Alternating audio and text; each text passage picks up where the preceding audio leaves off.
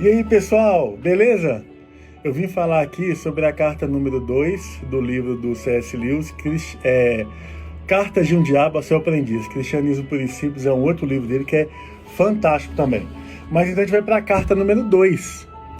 Vocês lembram que eu falei que o paciente estava tendo conversas profundas com um amigo dele que era materialista, ele era um ateu, e aí o Screwtape falou pro Ormuzd, para com isso, esse negócio de argumentação não é bom.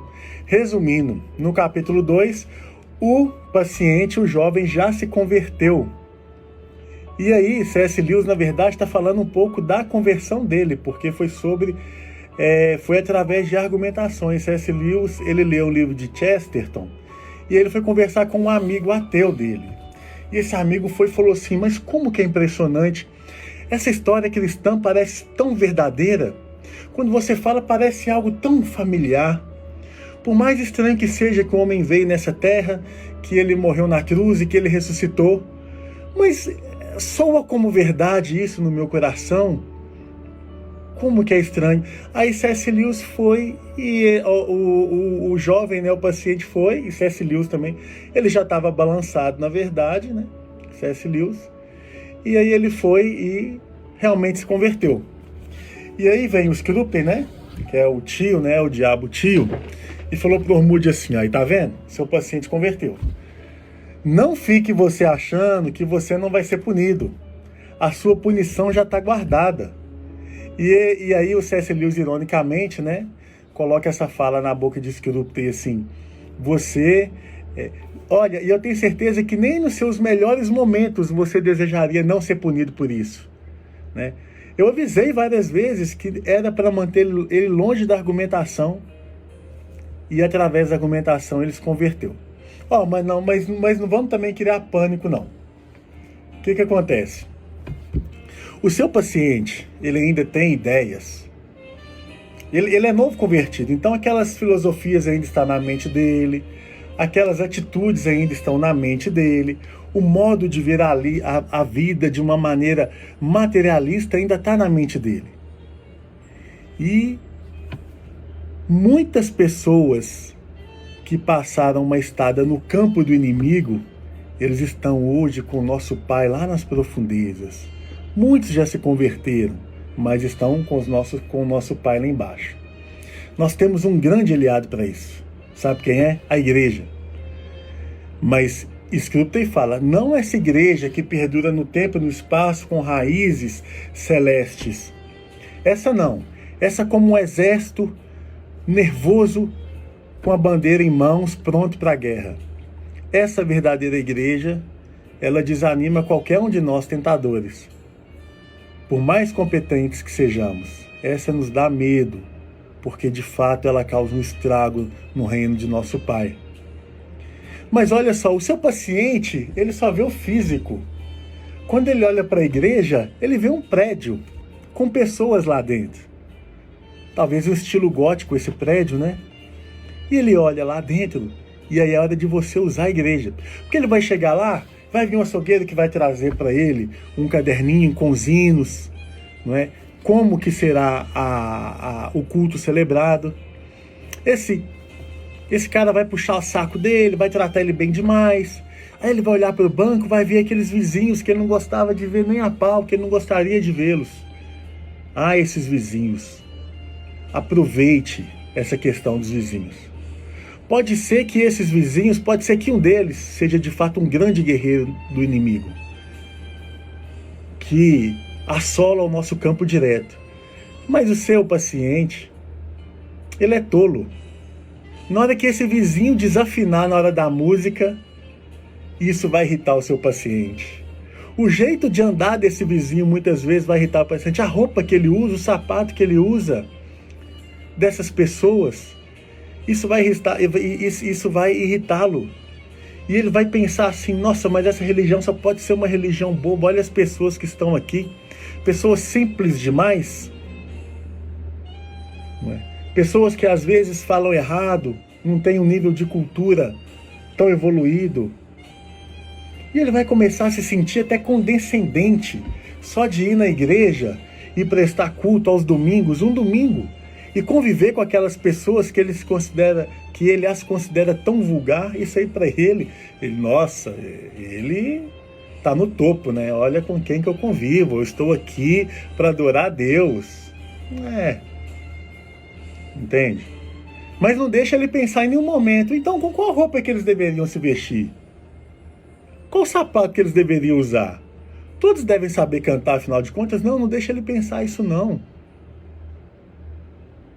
Sabe, ele, com o tempo, o que acontece? Ele vai desanimando. São músicas que ele não vai gostar, ele vai falar, nossa, que música chata, que melodia chata e tal. O inimigo, que é Deus, ele permite isso. Em toda empreitada que o ser humano for fazer, Deus ele permite isso. Porque, na verdade, ele tem essa coisa, essa fantasia de criar cidadãos livres. Ele não quer pegar essas pessoas pelo lado animalesco delas, porque seria muito fácil. É só Deus fazer com que tudo seja agradável que as pessoas vão viver lá. Mas não, o que Deus quer é fazer ser humanos livres.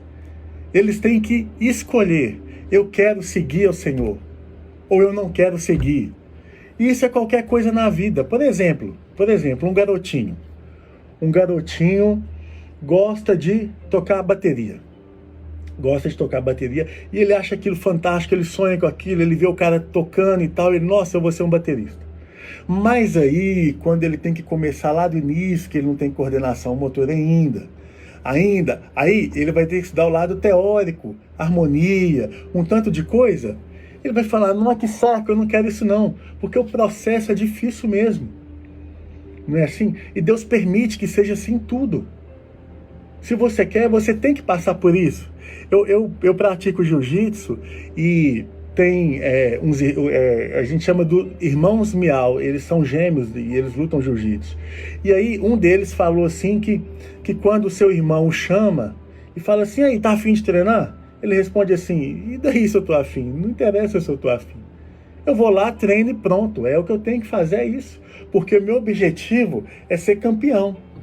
Então eu tenho que pagar o preço. O processo faz parte. Não é assim?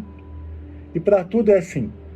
Então o Scrupt, ele fala para o Ormuzd, olha, vamos explorar isso. Porque essas coisas chatas vão fazer tirá-lo do caminho. Ele não consegue ver o lado espiritual da igreja. Os olhos dele só atingem o físico. Ele não consegue ver nada além disso. Então essas coisas vão desanimando, vão minando eles, igual tem muitos já desanimados que estão lá nas profundezas com o nosso Pai. Mas ele vai e fala assim, ele alerta o Ormuzd, ele fala assim, Ormuzd, mas toma cuidado. Porque se eles vencerem essa parte que é difícil, aí eles vão se tornar muito mais fortes. Eles vão usar a razão. Eles não vão ser pessoas tão vulneráveis à emoção mais. E isso é um grande problema. Aquele lado animalesco deles, o que me causa dor, eu corro. O que me causa prazer, eu vou. Isso vai ser diminuído. E aí eles vão usar a razão. Que Deus deu a eles essa razão. Então toma muito cuidado, porque se eles vencerem, eles serão muito menos vulneráveis. Ok? Mas ele ainda fala assim, mas esses argumentos que eu estou te dando para tirá-lo da igreja, não são coisas tão concretas, de fato racionais para ele sair da igreja. Motivos de fato fortes. Agora, se você souber de algum motivo forte, por exemplo, sabe aquele cara que está lá no louvor?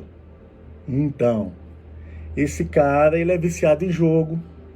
O outro lá, ele compra as coisas e não costuma pagar. O outro lá tá até traindo a sua esposa às vezes. Esses motivos são mais fortes.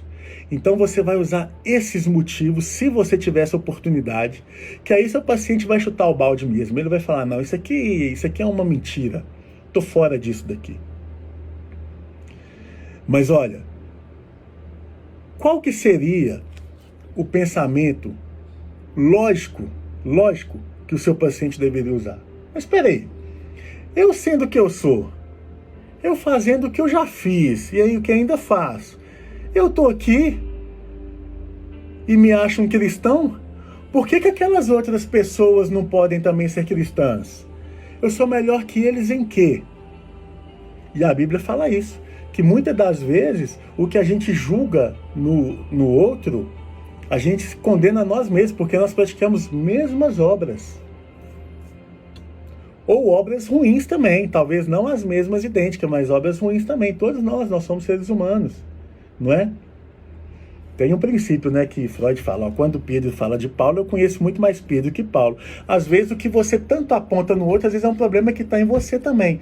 Mas deixando isso de lado, então não deixe que o seu paciente pense dessa forma, olha, mas espera aí, quem sou eu para julgar? Eu também, eles não podem ser cristãos, não? A culpa, por exemplo, é da religião, que se tem alguém que compra e não paga, que se tem alguém que é viciado em jogo, a culpa não é da religião, não é do cristianismo.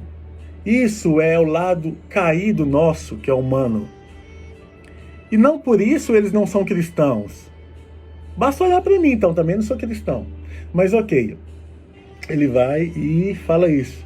E aí ele vai falar assim, você acha que não é possível você manter ele longe desse pensamento, que seria o pensamento mais lógico que qualquer um deveria ter? Você acha que não é possível? Mas é possível, sabe por quê?